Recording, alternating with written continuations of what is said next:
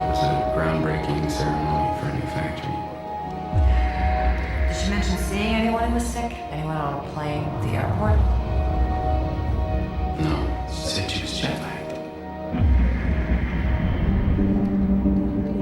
The average person touches their face 3 to 5 times every waking minute. In between, we're touching doorknobs, water fountains, and each other. Beth! No, go up to your room, honey. So we had a virus, no treatment protocol, and no vaccine this time. You had a seizure this morning, Beth. She had a history of seizures and allergies. As of last night, there were 32 cases. Unfortunately, she did die. Right. So, can I go talk to her? Mr. Thomas, your wife is dead. What are you talking about?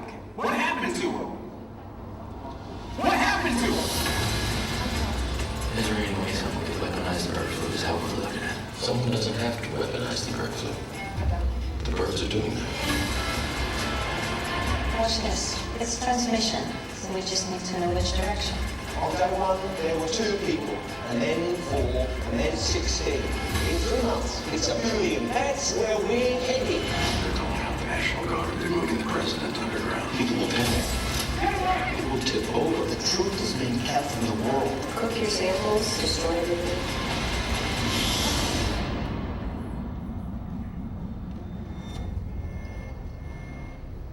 Hello. I need you to give me the names of everyone who serviced this room. It's an emergency. You can't panic now. I'm gonna get you home. I got people too, Dr. Cheever. We all do. Don't talk to anyone. Don't touch anyone. Stay away from other people.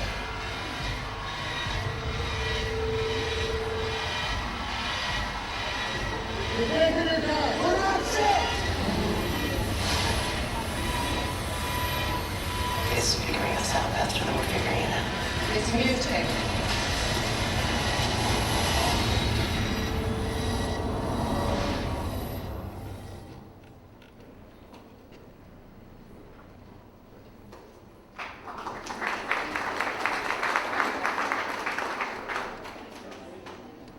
Well, good evening and welcome. I'm David Ratcliffe, retired Chairman and CEO of Southern Company in Atlanta. I'm also a board member of the CDC Foundation. CDC Foundation is a nonprofit organization in Atlanta whose sole purpose is to help the CDC do more faster. The Foundation is particularly pleased to be sponsoring this event tonight. We're glad that you decided to join us. The Contagion trailer you just saw sets the stage for a fascinating discussion. If you've seen Contagion, how many of you have seen it? Great.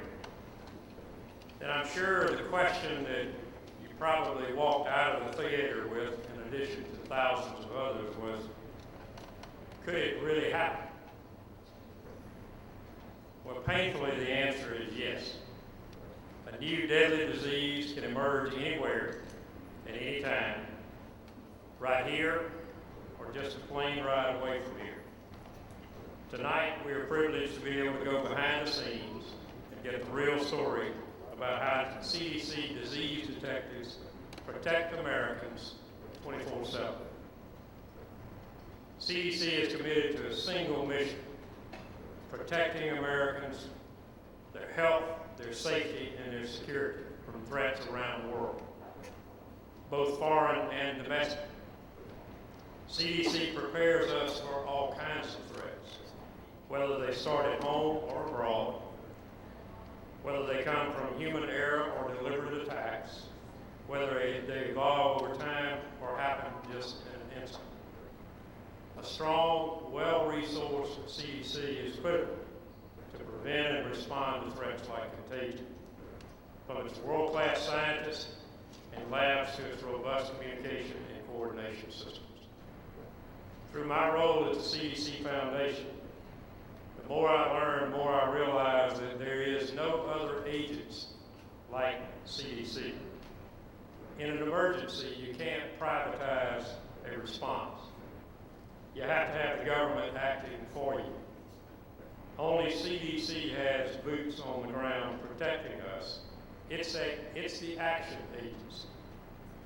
I hope you'll join me in giving our colleagues and wonderful people at the CDC a round of applause for what they do day in and day out.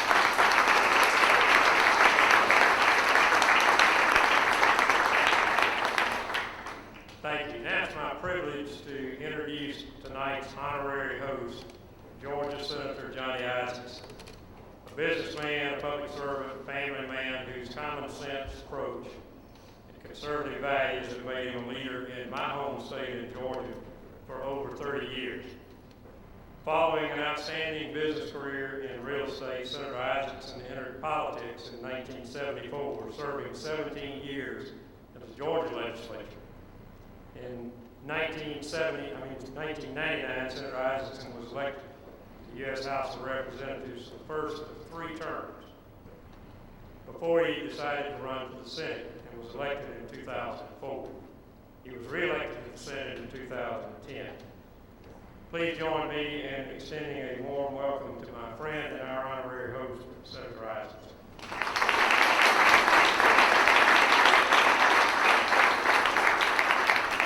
David, thank you, and thank you for your leadership on the CDC Foundation. I want to particularly thank every one of you that came today. I think you're going to find the next 50 minutes to be probably the most interesting 50 minutes you'll spend in a long time in Washington, D.C. But I want to tell you my CDC story. My CDC story starts when I got elected in 1999 to fill the seat vacated by Newt Gingrich. I received a phone call about 2 days after from a man by the name of Jeff Copeland, who asked me to come out and visit the CDC, which I had never seen before. I'd seen it going down Clifton Road, but I'd never visited. Being eager to do whatever was asked of me by a nice organization in the government, being elected for 2 days, I made an appointment a week later.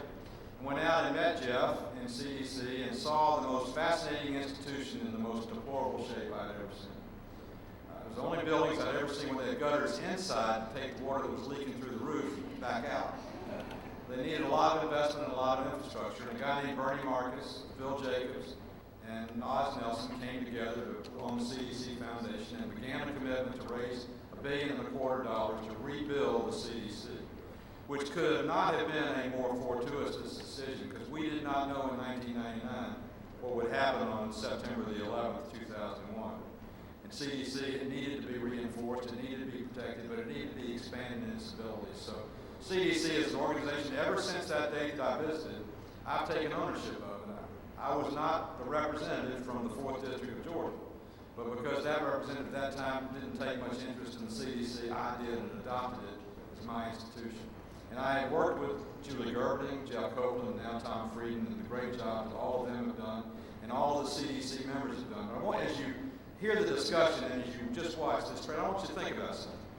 When you go to CDC and you look through one of the foot-thick glass walls into the state level 4 labs where the most deadly biological agents in the world are, and you see a young woman, 35 years old, putting on a level 4 suit, walking in, dealing with death all day long to help keep you and I safe from an infection or from a contagious disease, that's a moving experience.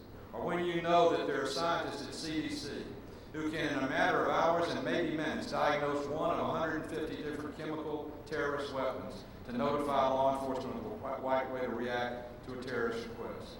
Or if you realize that one of the first things Rudy Giuliani did after the attack on 9/11 was to get Dr. Stephen Ostroff from CDC as sitting side by side with him in his office to help them with the unknown effects of the most terrible, tragic terrorist attack ever on the United States of America. CDC is at the heart and soul of everything that protects us, keeps us healthy, and helps us to prevent ourselves from a terrorist attack in the future. We don't have a better asset. Now, I know as a member of the Senate how tough we are on spending money right now, and I know everybody's priority is the best. But our job is going to have to be to ferret out all those things that we invest in that we cannot absolutely do without. And I've been working with CDC, and I've watched them cut budgets and find efficiencies and run their institution like a business while protecting the health, safety, and welfare, not of America, but the entire world. And I want to commend them for all the efforts they're making in that regard and promise them that as one person who's a CDC cheerleader, I'm going to work to make sure that all of the Senate and all of the Congress recognizes the invaluable role that CDC plays in health, safety, and welfare of the United States of America and of the world. So it's a privilege for me tonight to be a guest host or special host or unwanted host or whatever I might be. I'm just really proud to be a part as a cheerleader for a great institution, the Center for Disease Control, and it's a pleasure for me to be here tonight. And I'm supposed to introduce Tom. Or are you going to? I'm going to take your role. It's fun to boss the former CEO of Southern Company. I didn't do that very often. Better throw my light switch when I get home. I had just returned from Africa. In fact, I was in the CDC labs in Tanzania, and Dar es Salaam, Tanzania, and in Rwanda, and in Kenya on a trip to Africa, which was, I guess, 3 years ago now, Tom? Was it 3 years ago? And Tom was coming in from New York shortly after his appointment and took the time to sit down with me in a little side room at CDC and introduce himself. I had read up on his experience in New York, but I didn't know him as a person. The minute we sat down and talked for a minute, I recognized the United States had once again found another great leader in terms of being a leading force in healthcare and prevention of deadly diseases in the world. And since that meeting, that day, he and I have been together mostly on Delta Airlines planes, flying back and forth to Washington, but on new tours of new facilities that they opened in CDC, new ways to work together to find ways we can partner with CDC, with the Congress, to do what's necessary to protect our people and our citizens and make them safe and make them free of disease, which is the most important thing of all. Tom Frieden is the real deal. He may not be tall in stature, but he is a giant in ability. And I say that because I'm short too, and I love short people. But he is a great leader for the CDC. He's a great leader for the United States of America. It's an honor and privilege for me to have him a resident of our hometown of Atlanta, Georgia, and head of the Center for Disease Control. Dr. Frieden.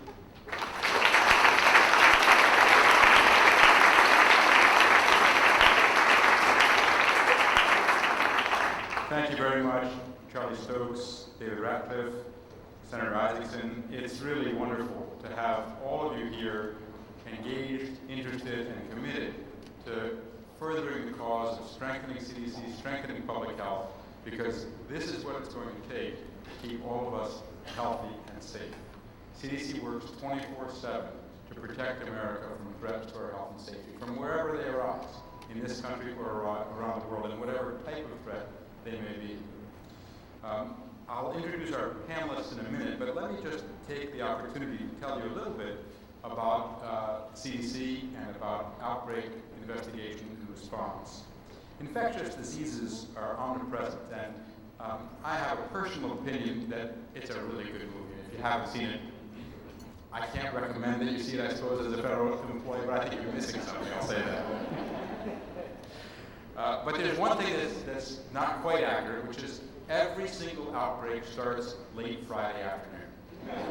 Every single outbreak. SARS, H1N1, anthrax, plague, you name it, it happens Friday afternoon.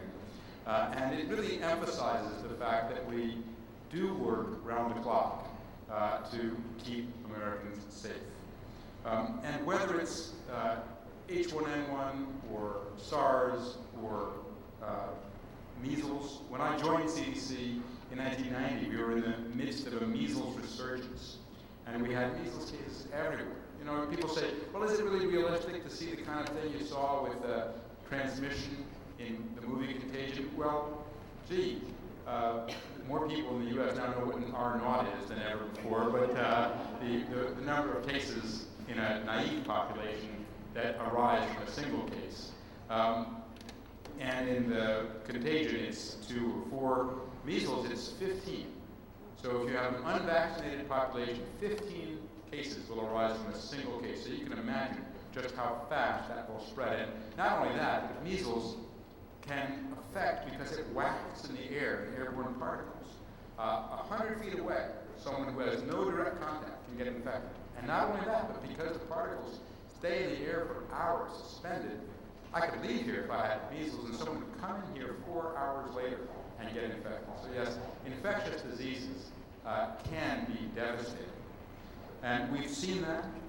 You know, H1N1, people sometimes say, well, we overreacted. There's a very nice line in the movie. I won't spoil the movie for those who haven't seen it, but I'd rather be accused of overreacting than under-preparing.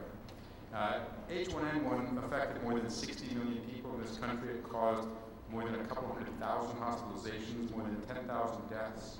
More than 1,000 kids died from it. So it was far from mild. And it emphasizes how the infectious diseases still really are with us, challenges from infectious diseases. But measles also gives you an example of a success. Vaccines are one of the great accomplishments of the 20th and 21st century. In the past decade alone, more than 12 million kids around the world didn't die because of the measles vaccine. That's an incredible accomplishment. And CDC is privileged to be part of the global network that promotes vaccination for measles and other things. Now, people sometimes say, well, could this happen? It does happen. On average, we start a new investigation once every day. It could be a small thing, it could be a big thing, and often you don't know when you go in if it's going to be small or big. I can tell you that in my time as an EIS officer, we investigated the spread of a highly drug-resistant form of a bad bacteria that turned out that didn't spread widely. Then we investigated another highly drug-resistant form of another bad bacteria, and it did spread widely. So you can't know going in necessarily what's going to happen. Gwyneth Paltrow says in the movie, the villain is a virus, or about the movie, she said in some of the interviews afterwards. The villain is a virus. And I think that's very important. One of the things that unites us as people is our common enemies. And our common enemies are bacteria, viruses, and parasites. And there is a lot that we can do by working together, as Senator Isakson, Ratcliffe, Charlie Stokes, and all of you are doing to try to ensure that we're as well prepared as possible to combat this.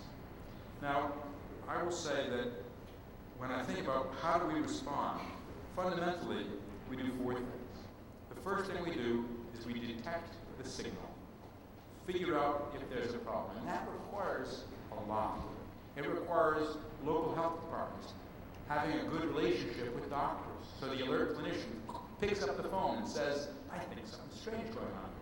It requires information systems that work, that knit together laboratories, health facilities, health departments. And we at CDC are working hard to strengthen our electronic capacity to detect signals. We act when there's a signal very rapidly. And another one of my favorite lines from the movie, the blogger, and this is early in the movie, so I'm not spoiling much, says, not everybody has the foresight to die in front of a camera. And if you think about it, what we do in public health is often to reveal that which is not apparent. A trend that occurs in a community that may not be apparent to any one doctor taking care of the patient. But if you look at the trend in the community, you'll know that there's an outbreak happening and it may become an epidemic or a pandemic.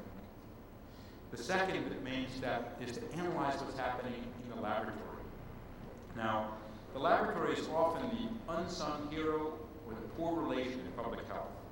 But laboratories are essential to our response. That's how we know what's going on. And the CDC laboratories are national treasures. They are essential to our ability to respond. I'll tell you one small story.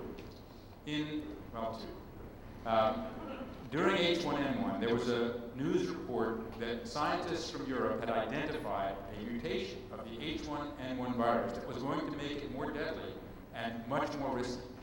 Within 48 hours, our flu lab was able to show us three-dimensional pictures that showed where the mutation was, why it was not going to be a problem because it was not related to the binding sites of influenza, and that was correct.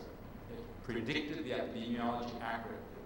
Similarly, just now we are investigating a triple reassorted strain of influenza that includes the swine flu, H1N1, and human flu. And it spread from pigs to kids in a couple of different states. Our laboratory has rapidly sequenced the genome to see how related these strains are and has already prepared a seed strain, if we needed, to create a vaccine. Now, fortunately, this particular strain is not spreading from person to person, but it represents the essential importance of the laboratory. The third component is to figure it out in people, epidemiology. Most recent CDC directors, like me, have been EIS officers. Most state epidemiologists are former EIS officers. The Epidemic Intelligence Service is a core component of CDC, and it's a core component of our global preparedness, because CDC has helped countries around the world start similar programs that are training many, many epidemiologists to do the outbreak detection and response that we need, because it's much better for all of us if we detect something locally and stop it there before it spreads globally. And fourth, we help implement control measures. We take action. And I love David Ratcliffe's summary of CDC as the action agency. I'm going to steal that. One of the things that you'll see in the movie when you see it is an example of the kind of people who make public health action happen. Public health advisors and others who work day to day to make good ideas become realities that keep people safe and healthy. Kate Winslet said about the movie that the men and women of CDC are absolutely extraordinary, quite brilliant people. And I'm delighted to be able to introduce some of them to you in a moment. One of the things that we always do in public health is to be realistic, to tell it like it is. The American people expect that, they deserve that. We don't overpromise, we don't over-reassure. We tell people what we know and what we don't know, and how we're going to figure out or try to figure out what we don't know. Real life doesn't always unfold as conveniently as a movie, but in real life, there are always things you can do to help protect yourself and your community. People have said, well, Contagion seems very unrealistic, so frightening. But you know, the 1918-1919 pandemic killed between 50 and 100 million people around the world.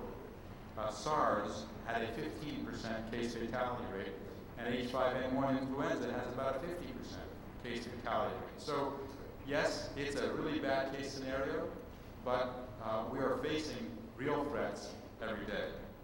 So I want to thank you all for coming, and now I'd like to invite Dr. Schuchat and Dr. Khan to join me here on the podium, and we'll be delighted to answer your questions. I want to just say a few words about them as they come forward.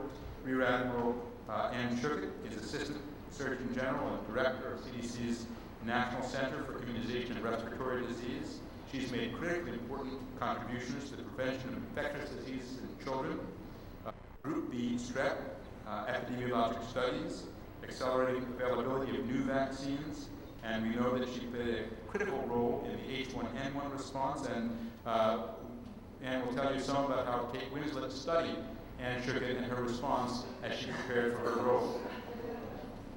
I'm also delighted to introduce Dr. Ali Khan, also Rear Admiral and Assistant Surgeon General and Director of CDC's Public Health Preparedness and Response Unit. Dr. Khan's career has focused on bioterrorism, global response to emerging infectious diseases, and he's responded to or led many of the high-profile domestic and international public health responses. He also was one of the main architects of CDC's bioterrorism preparedness activities. So I will now join them and moderate this discussion. So we're, I think, open for questions, unless you want to start with Frieden. Yeah, maybe before we open to questions, I think Ali and I would like to just make a few comments. I know everybody just wants to know what Kate Winslet was like, so I'm open to all of those questions. It was actually beyond my expectations to have an hour sitting down one-on-one with Kate Winslet, actually with a couple of the producers from the movie, being asked about my makeup routine. So when you see the movie, you will understand that she took my advice and basically no makeup, no hair routine. Her wardrobe essentially is my wardrobe other than my uniform. So this is not a glamorous part that she took. And I think that it's doing a lot more for my career than hers. I do want to tell you just a little bit about my path, because I think the thing that really excites me about this movie is the chance to introduce public health and the CDC and the public health community really to a whole generation, maybe a couple generations, because I hear it's doing pretty well in multiple demographics.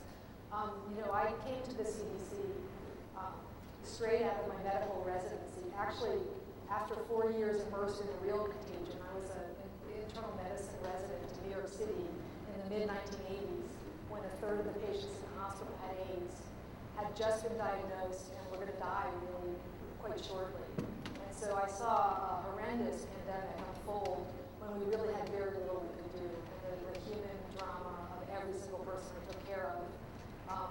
But I came to the CDC to be what's called a disease detective or an epidemic intelligence service officer, and that's what Kate plays in the movie. There are 50 or more EIS officers recruited each year for a 2-year, really practical, hands-on training experience. It's probably the 2 best years of your life if you're in public health, and a chance to help state and local health departments or work around the world in CDC in Atlanta on applied, practical problem solving. When I was an EIS officer, I got sent to Costa Rica to help with a mystery. Babies were dying of a rare kind of meningitis called listeriosis.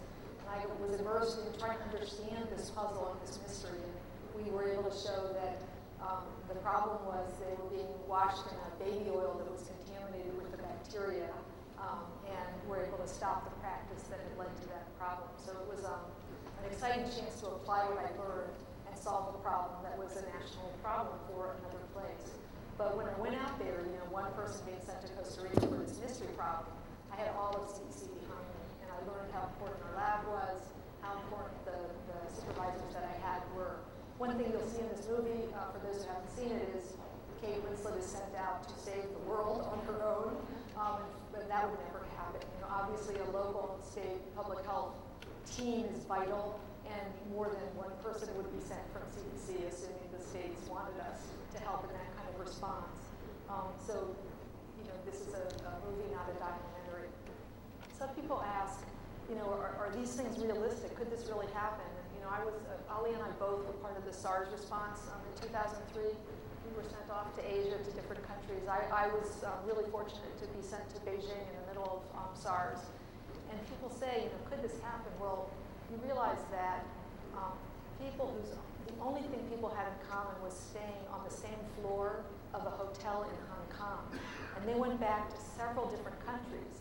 And if they were unfortunate enough to be a super spreader, they launched a big outbreak in the country they went to. The US was so lucky during SARS that we didn't have a super spreader arrive. But Canada had a super spreader, and they had 2 waves that were very difficult to control. One of the things that you will see in the movie is some of the old tools of public health applied to an emergency. And in SARS, we actually needed to use those. We didn't have drugs. We didn't have the vaccine. We needed to do surveillance and active case investigation, contact tracing, isolation of sick people, and in many of the countries, there was quarantine of people who were well, who might be incubating the illness but had been exposed to someone else. Incredible efforts at infection control in hospitals, things that we need day in and day out. But in SARS, we had an untreatable disease that was spreading really badly in hospitals. So there are a lot of aspects of this movie that might seem over the top, but I think we've actually seen firsthand some of those in play. I just want to close by saying how, sometimes you think, being a Hollywood actress, that'd be cool, but being in public health and being an epidemiologist is probably the most gratifying work that you can have. And I've just been very fortunate over the years to be part of the CDC family. Thanks, Anne. Thank you, everybody, for joining us this evening. Needless to say, Kate Winslet didn't ask me about my hair or lack thereof, but I treated, essentially during my hour, I treated her like an EIS officer, her and the writers. I also teach at Emory, the emerging infection course. So when I saw her scribbling the R naught, I'm like, you got it. That's one of the key things I do as an epidemiologist. So I have the best job at CDC. I'm responsible for ensuring the health security of the nation, which is, trust me, the best job in the world. And that's from all threats, whether they're man-made or natural, whether they're biologic or natural disasters, whether they're foreign or domestic, and most importantly, not just big disasters or epidemics, but the day in and day out work of public health, the stuff that protects you from foodborne illnesses, the stuff that protects you from somebody showing up from Europe with a measles infection and trying to spread it by airplanes all over the world. That's my job. I got there in a very interesting way, but not very different from the way Anne came. So I did my residency at the University of Michigan in Ann Arbor, and my mentor suggested that, Ali, why don't you go out and try to learn the nuts and bolts of public health? And that's how I joined EIS. One of the outbreaks that really determined the next 20 years of my career was the Ebola outbreak. So this was, I remember it now, May 19th, 1995, and we got this fax that showed up, scribbled fax about a bunch of dead Italian nuns, and it was, feet up, feet down, and that evening at 8 o'clock, the fax showed up with 14 blood samples. The special pathogens lab worked around the clock, and 9 hours later, 13 of the 14 were diagnosed with Ebola hemorrhagic fever. That piece of it actually hasn't changed over the last 20 years. When you need an answer anywhere in the world about what's going on, people will invariably turn to the CDC and this expertise that has been built there in epi, lab, public health, communications to figure out what's going on. And remember, it's May 19th because you just heard about outbreaks on weekends. Well, Memorial Day weekend, everybody's sort of getting ready to go. And so we launched with a team to Zaire, now DRC. By June, we had about 260 odd cases, about 80% of them had died. So during the day, my job, just out of EIS, was to try to figure out what was the epidemiology, who was dying, who was not dying, who was infected, who was not infected, and try to project the trends of what was going to happen over the next couple of days, and whether or not our control measures were really working. In the evening, since there weren't a whole lot of us, my job was to go around from patient to patient and draw their blood. Trust me, the riskiest thing. So I spent all day long telling people how not to get infected, how not to stick themselves with needles. Well, when you're wearing that full PPE and there's no lights and the generator's out and you're there trying to put a needle in somebody who's struggling like that, you're going, oh, this is what I'm telling people not to do. But didn't get infected, fortunately. And then in the evenings, what I did was we tried to piece together all of this epi to say, oh, where was patient zero? Where did this outbreak come from? Recognizing that the old cases didn't really have labs. So you had to sort of guess who was or wasn't the case, who their contacts were. And we were very fortunate. We were able to trace it back to patient zero, who was this charcoal maker out in the middle of nowhere who went to the bush. And so at that point, everybody said, Ollie, you don't know what you're talking about. Why the heck would a charcoal maker in the middle of nowhere be the first index case for Ebola? But appropriately, we went out and tried to catch anything that moved. Bats, rats, fleas, rodents, anything that moved or flew, we sort of captured it and tried to figure out what the reservoir was. And it was very rewarding that about 6-7 years later, the final reservoir was figured out. It's actually bats is the reservoir. And so that was why this charcoal maker who went way out into the forest, how he got infected, and we've seen subsequent cases. So from there, that sort of determined most of what made my passion for public health and what we do. And really it reiterates a couple of messages for me. The world is a very, very dangerous place. It is. And we need CDC there. The world expects us to be there, not just the world, but state and local health departments who are critical to what we do every day. They really need CDC to be there to come in with the tools and the people, sort of the boots on the ground and the systems that we do. And it's not just about disasters for us or for me. It's really about everyday public health. These threats are out there every day, and it's our responsibility to help respond to them 24/7. I think I'll stop there and just maybe take some questions from the audience. We'd be delighted to take some questions, or we'll just stay up here telling you war stories about our days in EIS.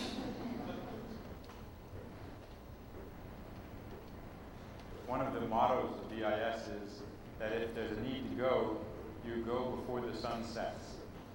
So you have a bag packed and ready to go, and when someone needs assistance, you get there by that evening. Hi, my name is Sandra DeCastro-Buffington. I'm Director of Hollywood Health and Society, and we're a partner of the CDC. First, I want to congratulate the CDC on the success of this film. And I know that the accuracy of the health content and the science was due to the CDC, because it's very rare in Hollywood that we get that level of accuracy, so congratulations. And I think those of us who know and love CDC are just thrilled to see your important roles get some visibility with the public, because I think a lot of people don't really know what the CDC does. Hollywood Health Society works day in and day out with scriptwriters and producers in Hollywood to connect them with health experts and scientists. And most of our sources are from the CDC. And we do this to help them improve the accuracy of their TV health storylines. So we work a lot more with television than film. Last year alone, we confirmed 163 accurate TV health the storylines. We don't pay for any of this. It's all the entertainment industry. It's free. We're a free resource. CDC offers their expertise for free. So I just want to congratulate you. I think what you're doing is really important for not only the United States, but for the world, because this film will be seen worldwide. Thank you. Thank you. Next question, someone in the back. I would also comment while the microphone is going to that we had an interesting incident just a few weeks ago. We had a single case of Ebola in Uganda. Now that may not sound like a big deal, but it's a very big deal. Because what it means is that in the interim, in these intervening years, CDC, WHO, and others have helped the Ugandan authorities learn how to recognize and diagnose Ebola, have taught the hospital workers how to treat it so that others don't get infected, the mortuary workers how to care for someone who's died so that others don't get infected, and there was not an outbreak. So this was the culmination of a great deal of work, a terrible, tragic death of one 12-year-old girl, but many people in that community did not die because of the preparedness that had gone on, and we didn't have to face an expanding outbreak. First of all, thank you very much for CDC for not only helping with a great movie, but I think also helping with a great public health message. My question is, public health messages are like immunizations. You have your first shot and you gain quite a bit of awareness, but then you need boosters, which I would refer to as knowledge immunizations over time, to keep that awareness and behavior change up. The CDC have plans for perhaps not another movie, but how you take this message and keep propagating it over time using this great initial platform. I think we're working on the sequel now. I think that your question is a good one. Communication is really important. My day job is really the immunization world, and it's not just that we need boosters and vaccines over and over, but every day 11,000 babies are born who are completely susceptible to all the diseases we can protect against with vaccines. So we need strong programs year in and year out, day in and day out, and we need a workforce that's well-trained and able to deliver those messages. It turns out with communication, things work differently when you're scared than when you're not scared. And if you're in a contagion movie kind of circumstance where you really are worried, you need to hear messages in a very different way than when things are pretty calm and you have to really go through the stages of behavior change that messages can deliver. One of the things I'm really thrilled about is how CDC has grown during my career at CDC in the sophistication and capacity of our communication teams. When we went through 911 and the anthrax response, so much of the challenge was getting good information out quickly to the people who needed it, and we were pretty flat-footed. Since that time, there's been a huge investment in upgrading our skills, working with the public health workforce in state and local areas, and just the ability to get good information out quickly in the ways that people can hear it. And I think with SARS and certainly with H1N1, it was a major focus and something that I think we have improved on. But like you say, we can't take it for granted. It's among the investments that we need to keep making, and especially at that front line, because it's the healthcare provider that you have that you listen to about immunizations, and it's your state or local public health person who's telling you what's going on where I live. And so I think that's an area that we've done much better at, but we can't take for granted and need to keep investing. People routinely look to CDC for credible public health information. We have been a lot more innovative in reaching out to the public with Twitter feeds, Facebook, blogs, etc. We need to keep doing. But I think at the heart of your question is the difficult message we have. So public health, I believe, is the most invisible science and public health activity is out there. If we're doing the job right, you have no idea we exist. So you wake up in the morning, your pajamas hopefully are flame retardant, you brush your teeth, and there's hopefully fluoride in your teeth. You go to work and hopefully somebody's putting on a seatbelt. you're not smoking in your workplace, you go out to a restaurant and somebody, some magical somebody has inspected it to make sure that you don't get sick. So public health touches you and your families every day 24/7, just the way we work 24/7, but I don't think most people really appreciate that. And maybe we'll only be appreciated as we don't have public health available to us to do all these things, not just the big disasters and threats, but the routine stuff that we expect from public health every day. Thank you. Next question. Sorry. I understand there's a movie theater at the White House. Carl Mueller with the Campaign for Public Health Foundation. And I wonder if there's plans to host a screening of Contagion for the super committee members. But on a somewhat more serious note, CDC in the last budget cycle suffered a $1.3 billion cut to budget authority. ASTO and NACHO have seen 43,000 jobs lost at the state and local level, most public health jobs. I don't know if our friends at the labs have similar numbers. Don't know those offhand, I'm sorry, guys. But there's a deterioration. I'm very concerned, and our organization is concerned about the deterioration of the public health infrastructure in the country. Senator Isakson and others are doing their part. I'm wondering if you have felt the cuts to public health, if you're feeling squeezed in a lot of different directions. I think this movie is great. I think before this, probably Ali Khan's blog post about zombies attacking was the next biggest hit media-wise. But with an event like this, I think there's an opportunity to bring attention to some of these cuts, and I wonder if you could just talk about the impact that you're feeling in CDC from those reductions. That really seems like a Tom Frieden question, doesn't it? Well, we are all connected by the air we breathe, by the water we drink, by the food we eat. And erosion of our public health infrastructure is a real threat to our health and safety. CDC experienced in fiscal 11 the largest single budget cut we have ever had to our budget authority. And the result is not only CDC, but most of our money goes to strengthen state and local public health entities. So we have no choice but to pass on reductions as we pass on most of the resources we receive. We recognize that these are very difficult financial times, and every agency of the government needs to do its part. But we also recognize that what we provide is protection. What we provide is keeping Americans safe from threats to health and safety.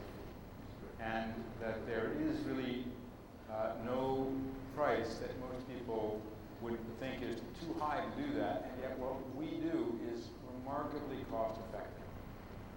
What it costs for us to detect and prevent and stop outbreaks is a small fraction of what it costs to deal with them. I will give you one small example from my EIS era. When I joined, there had been an underinvestment in tuberculosis control. And the result of that was an increase in tuberculosis and the spread of multi-drug resistant tuberculosis. It cost one city more than $1 billion to treat the patients who developed that preventable complication of multi-drug resistant TB, and yet control measures only cost a tiny fraction of that.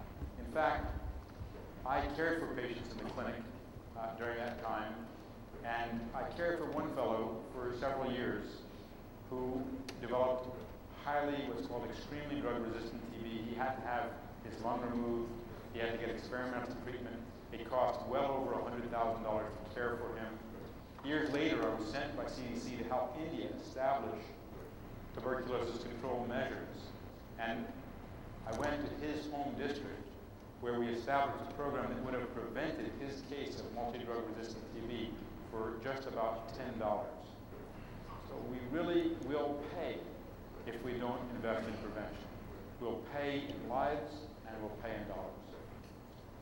So we have reduced the money that ensures the health security of this nation by 30% since 2005. And those are real dollars. People often with real cuts. So people often lump these monies together and say, well, you've had this much since 2001, but that's not how public health dollars work. These are dollars that fund people and systems every day that we're essentially rolling back. So there's been about 44,000 jobs lost in local and state public health since 2008. So these are real people, real systems that don't exist. And a good example is this Fukushima response that we recently had. So despite the fact that this horrendous tragedy did not happen in the United States, people expected CDC to have a full response available to them to answer hundreds of public health questions. We're seeing radiation in our air. We're seeing it in our water. What does this mean? So we had a full response at CDC, over 400 people for about 6 weeks that did nothing. Remember, we didn't deploy teams. We did send some people to help in Japan, but we didn't deploy teams in the United States. But this is what the expectation was from the agency, that this credible information would be available to them. And now I basically have to make choices to say, sorry, we can't fund radiologic preparedness in the United States because those dollars don't exist. And no, we need to roll back on chemical preparedness in the United States and really decide what are the few 2 or 3 things that we can focus on. So these are cuts with real impact here in the United States and for our nation's security. Maybe I'll just add one more story.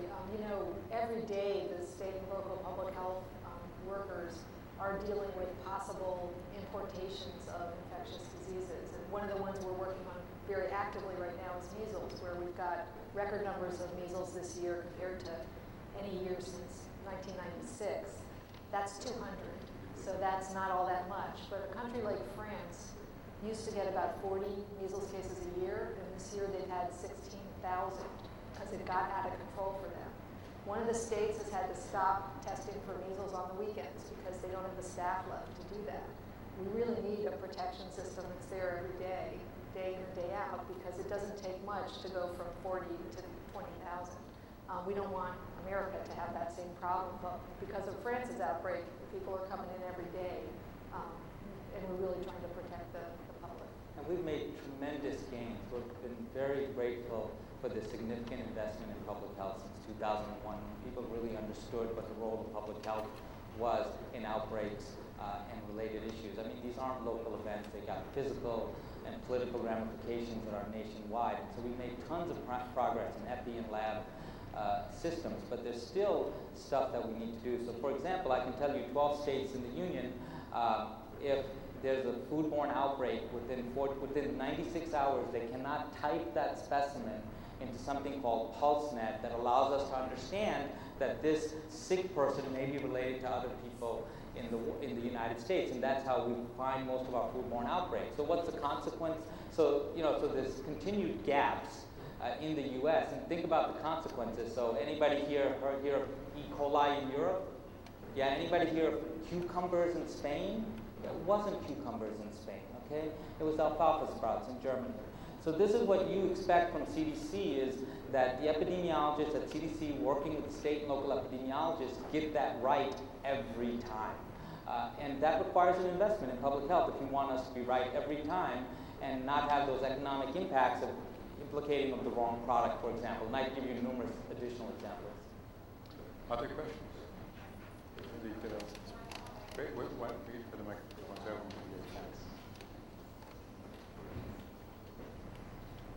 Jessica Zigman with Modern Healthcare Magazine. It's really a two-part question. How accurate was the portrayal of hospitals in this movie?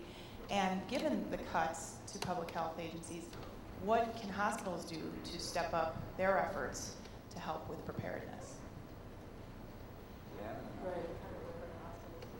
I was so focused on Kate, I just remember the hospitals. I thought you were focused on Matt. Oh wait, that's an inside story, sorry. So I have a great picture with him, actually. Let me start that, and I'll turn it back to Ann and the director. So and goes back to your earlier comment, the movie is actually very plausible. So who here has heard about West Nile virus? Please, everybody raise their hand. Okay, if I asked this question in 1999, only the geeky arbovirologists in this room would have raised their hand. Okay, so we have numerous examples of novel pathogens coming into the U.S. and establishing themselves. And so the hospitals, we don't need a pandemic to overrun hospitals. Anne can tell you from her work in flu, a bad flu season will lead to diversions at hospitals. So we don't even need a pandemic to do that. We do that routinely.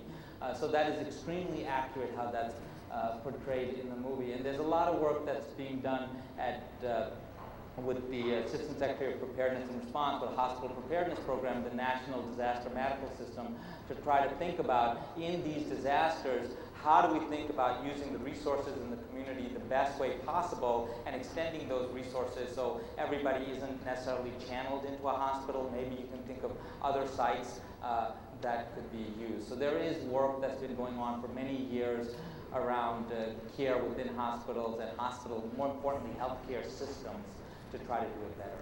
And just maybe let me supplement that a little bit. I think the need for hospitals to be prepared for emergencies is constant. My mother was in the hospital recently. There was an earthquake and a hurricane while she was there. People were evacuated from one side of the hospital to another because there were leaks during the hurricane period. So I think that we need hospitals to take preparedness seriously. Nobody wants to be in the charity hospital's circumstance of the ultimate catastrophe. Infectious diseases spread in hospitals, and it's not just the exotic SARS or the contagion virus. We have bugs like the methicillin-resistant Staph aureus, super bugs that it's difficult to treat. We really have to take infection control seriously day in and day out, and not just worry about sort of a Hollywood virus. Next question. Yeah, I'm a recovering epidemiologist, so I can well appreciate the world that you live in. A couple things. One is I have a message for you from your mentor, from each and every one of your mentors. Lyle Conrad is a close personal friend of mine and has been for 30 years. He saw the early screening on Thursday, and he sent a note out immediately to his close personal friends to say, now you know what I did for the last 35 years. The movie was, in his words, close, but you all know Lyle. So it was a great movie, but it did actually highlight something that people take for granted, and that's the work that goes into those outbreak investigations. It also, though, outlines really well what can happen when things get out of control. We are not safe. I'm a lab director now. I'm a state lab director. And earthquakes and hurricanes are part of our world as well, in Virginia. We also see from a different level the problems with reduced budgets. So it is a time when we really need to highlight the successes, but also get the message out that we are a failing system again. And movies like this help, but the advocacy that goes around behind them is the part that I think in the long run is going to do us all some good, but it means we all have to step out and do that. Thank you very much. Many of us do know still Lyle Conrad well. He was the EIS director for many, many years. And one of the things that the movie does capture is the excitement of EIS. Many of us look back on it as the best 2 years of our professional careers. Times when you were ready at any time to work up an outbreak, whether it was cholera in Peru, or a drug-resistant organism, or an unknown infection, or a poisoning, or an outbreak of typhoid in a community.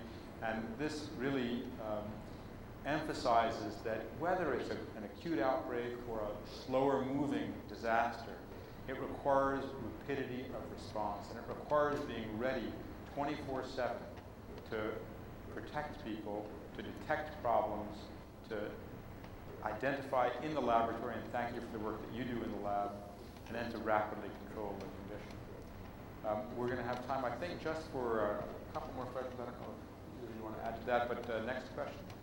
Hi, I'm Bobby Pestron, with the National Association of County and City Health Officials, and I think that we would be remiss not to ask you the following question. What are the one or two things that all of us could do to make sure that the erosion that's happened doesn't happen any further, and that the funds that are necessary for this, that we need in this nation for a robust local, state, and federal public health system are available?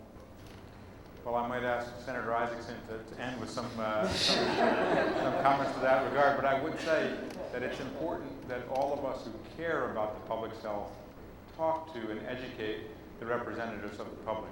on how important having a robust public health response, having an effective CDC is to all of our health and safety.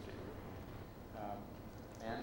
Yeah, I think that we've talked a lot about stories at CDC and how many of us are nerdy people who like data and graphs and charts, and a story or a personal anecdote sometimes goes so much further.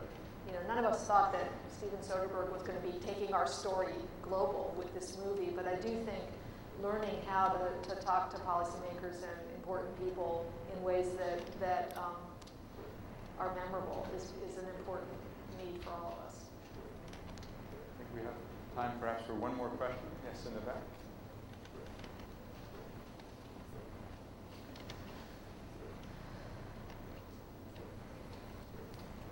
Can you talk a little bit about the ways that new technologies, like you mentioned, whole genome sequencing, are changing the nature of your work?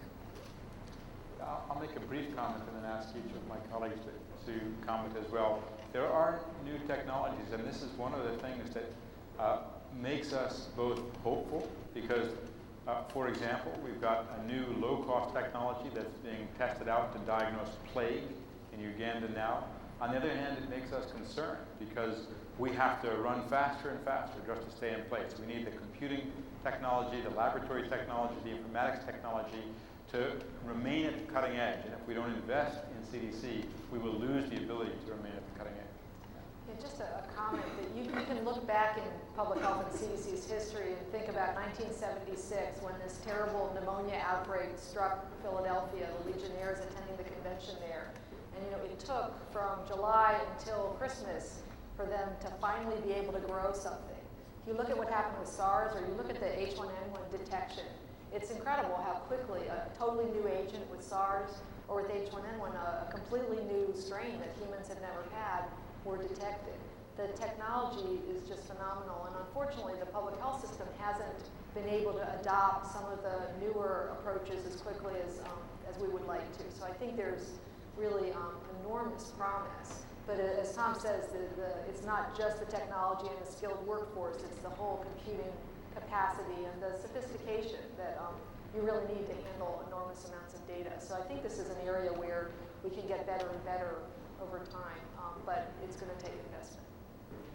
CDC has done a good job of embracing new technology. SARS didn't occur here in the United States, but the virus was isolated here in the United States. The personalized diagnostic tests were developed here in the United States. This was in a couple of weeks that we did this, and the reason we did this is because we have some of the world-class laboratories. But this is such a small piece of what we do. So yes, if we get the sample, we can tell you what it is, but there's the whole piece in front of that, the disease monitoring piece, to make sure that you have the systems out there and the people out there to identify something happened. And then the back end of that, yes, now you've identified the virus, but where's the response going to come from? Where are the people who are going to do that response? You need to have sort of the end-to-end to sort of make those outbreaks a lot shorter. So it's just not that little narrow piece of the identification being shorter. Great. Let's have a round of applause for our audience.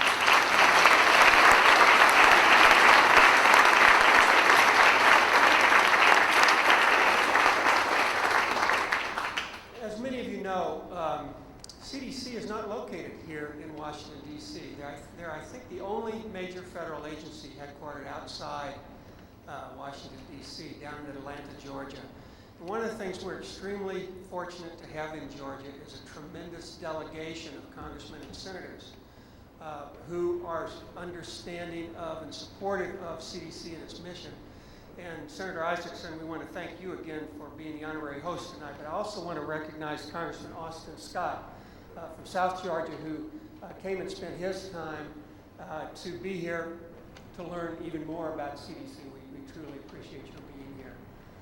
I'm Charlie Stokes. I'm President and CEO of the CDC Foundation. David Ratcliffe, our board member, opened up the meeting. We like to say we help CDC do more faster, and in doing that, we've raised over $350 million of private funding to support what CDC does in this country around the world for more than 500 programs.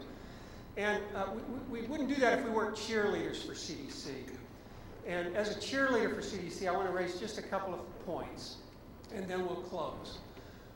One is, as someone who watches what goes on with appropriations and understanding this nation has a $14 trillion debt and cuts have to be made.